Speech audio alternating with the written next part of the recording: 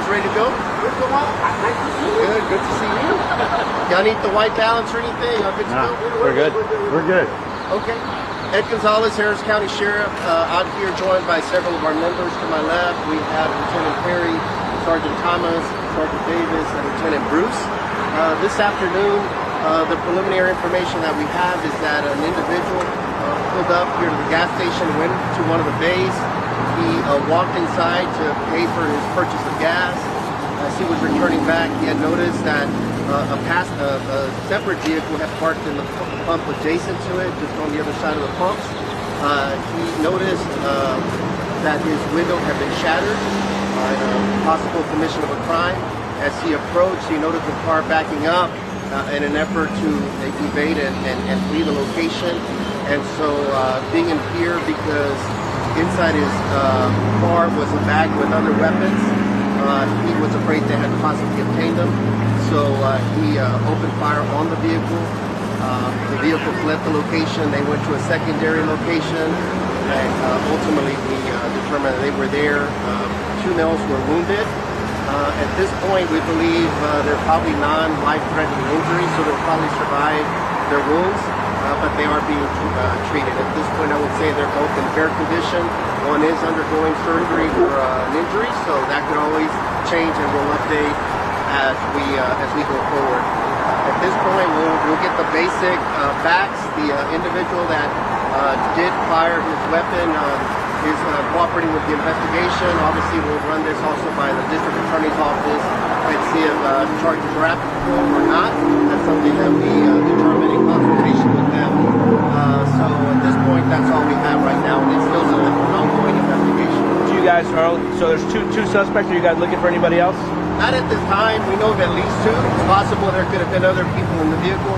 Things like this happen very quickly, so we don't know. But at this point, we know of at least 2 individuals that were in the car, and they were both wounded by the proper owner. I know you have only been. Another weapons in the car. He was going to go to the pistol range, so it's something that many citizens do. He was going to do it. He had the right to do that. He stopped here to make a purchase. And in plain daylight, you have people committing crimes, which is something that we've talked about. These people got to stop doing this, and people are getting tired of it. Sí. Esta tarde vino un individuo aquí a esta estación de petróleo, entró a pagar con sus compras, se estacionó en una de las pompas de gasolina. A salir, él vio que habían roto sus ventanas en un intento de robar. Él pensaba que habían robado una bolsa que tiene dentro con otras pistolas porque iba a ir a practicar, y con miedo trató de proteger su propiedad, y también él mismo disparó al carro. El carro huyó, después paró en otro lugar aparte de aquí, y determinamos que 2 individuos fueron baleados, tenían heridas, no parece ser muy graves, parece que van a poder sobrevivir. Y ahorita estamos investigando el resto del caso. El individuo que disparó está cooperando con la gente de... Por el momento están en tratamiento, pero tenemos protección para ver qué va a pasar con el caso. Son 2 sospechosos en este momento, sospechosos de tal vez un robo, un intento de robo.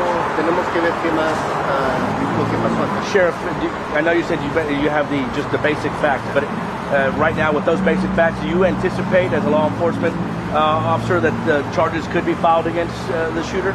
I don't want to speak for the DA's office, because as a lot of them, they don't make those decisions. But we believe that this individual was just acting in, of course, trying to protect his property, possibly in fear for his life, with the different factors, the sequence of events. Obviously, none of us were here, so it's a matter of looking at the totality of all the evidence. But that's ultimately a decision that will be made by our investigators and our district attorney's office. So I can't speak ahead of what they ultimately decide. I'm just giving just a general perspective from my end. Can you talk to us just about your frustrations? This happened, highlighted 48 hours ago with one of your own who came out to find sort of the same thing. Just the frustration that this is happening way too often. It is happening way too often, and again, the contrast the other day, evening, today daytime, that people are out committing crimes. It's unacceptable. It needs to stop. Our frontline deputies, our supervisors, we're all working hard throughout the county to keep the community safe. Obviously, we can't be everywhere 24/7. And people are very frustrated. They're frustrated by the lack of accountability that people do seem to come into the system and quickly come out. And beyond that, the long delays and then getting back to court and a variety of things. Violent offenders or chronic offenders that are getting out with low bonds or PR bonds, all those are very concerning. I don't know the status of these individuals or their history or anything like that. But we're going to continue to hold the line and be aggressive and proactive with our proactive policing, our crime reduction units. They've been effective. And we're going to keep doing our job and stay focused. But people are tired of the crime. They're tired of being victimized, of their property being damaged and stolen. It needs to stop. I mean, there's not a simple answer, just a lot of frustration is what I would say. And can you talk to us just about what's happening? And this is a very busy intersection. You're talking about gunfire. Luckily nobody else was injured. Yeah, luckily nothing else happened. It appears to be been very focused. This individual seemed to handle himself well under the circumstances, and no one else was injured. But again, there are risks that do happen when people do open fire like this. Busy intersection, just on the other side was a street. Some of those bullets could have gone that way. So there's a lot of factors to consider here. Ultimately, if you see a crime, we always encourage people to try to call first. If they can call and let us know what's going on. But sometimes things happen very quickly, like we saw with our deputy the other day. And what a hero, what an amazing man that took action as he was trained to do, and we expect him to do. But we want to make sure that the community, the hardworking communities out there, that they're protected, that they feel safe. And it's going to take the entire community to make sure we step up and hold people accountable and make sure that everyone does better. And as far as the shooter, can you talk to us? I know you just got on scene not too long ago. What his demeanor is right now, and is he going to be let go from here, or is he going downtown? We don't know what the investigators will decide. Again, it just depends how much they could get done right here.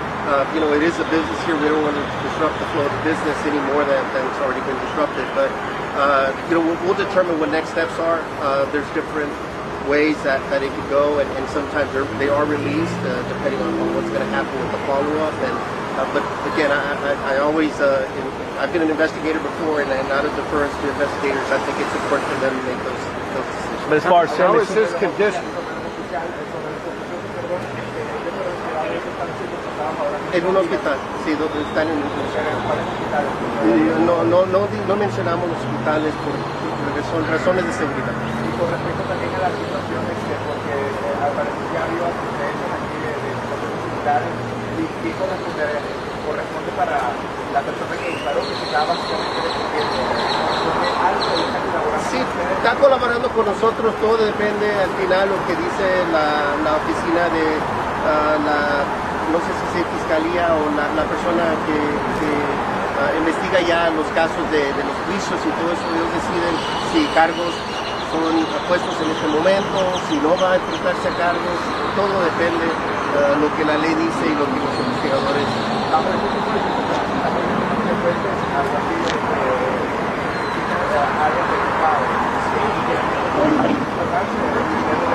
Sí, pues,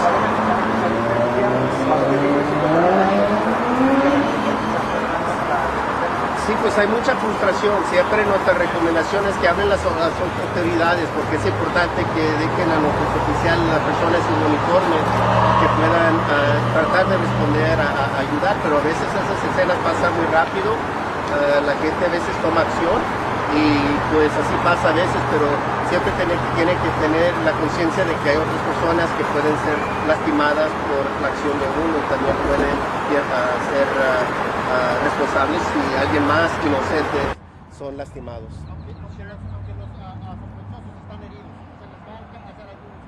Es posible también, si podemos confirmar de que estaban cometiendo un crimen, también pueden enfrentarse a cargos también.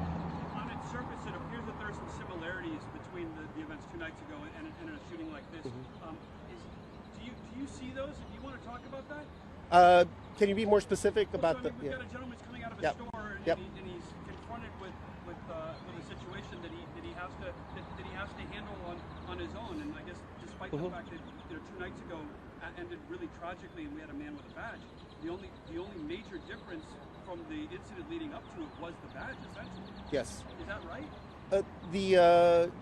There are similarities now that you mention it, and so again, I mean, you know, we're getting prepared to honor a hero. Been visiting with the family quite a bit, making sure that we're comforting them. And you're right, you know, they were both coming out, separate situations, but coming out and witnessing a crime occurring before them, the commission of a crime. We saw that today. We saw the other one. It's unfortunate that our deputy, our hero, encountered males that were armed, that returned fire, that engaged them. He was able to return fire, stay in the fight, the heart of a lion, you know, and really just, you know, stayed in the fight until the very end. And so he was in service, protecting his community, and his last act was to protect his wife as well. And so again, you know, our condolences go out to the family. ¿Cree que el castigo para los sospechosos se está haciendo muy suave y eso le da a ellos el derecho de robar, de hacer lo que ellos quieren? ¿No cree que las autoridades deberían ser más enérgicas? Sí, pues no sé los específicos de estos sospechosos, no sé su historia, pero en general, gente tiene que saber que tiene que haber consecuencias si están cometiendo crímenes, que no solamente pueden entrar y salir del sistema, tienen que haber fianzas grandes, tienen que estar seguros que si hay la prosecución, los cargos, que se hagan rápido, que no se demoren 2, 3 años para que vuelvan a corte, porque tiene que ser más eficaz todo el sistema. Entonces no solamente la culpa de alguien, pero tenemos que ver que si alguien ha cometido crimen, tiene antecedentes, que no lo dejen salir con baja fianza o sin ninguna fianza a veces. Si ha cometido crímenes en el pasado, tienen que tomar eso en cuenta con las personas. Any final? The condition of the victim in this, Yep. we noticed that his hands were bagged. Yeah, it's just evidence, investigative steps that we have to take out there, but he doesn't appear to have been wounded or anything. So the suspects that were here, they were indeed in commission of a crime, which so far it appears to be that case, and they will be obviously subject to charges being filed, and we hope that they're prosecuted to the fullest extent of the law. Para corroborar algo así, nadie más sufrió daño, Nadie más. ni tampoco la persona que estaba siendo robada. Nadie más.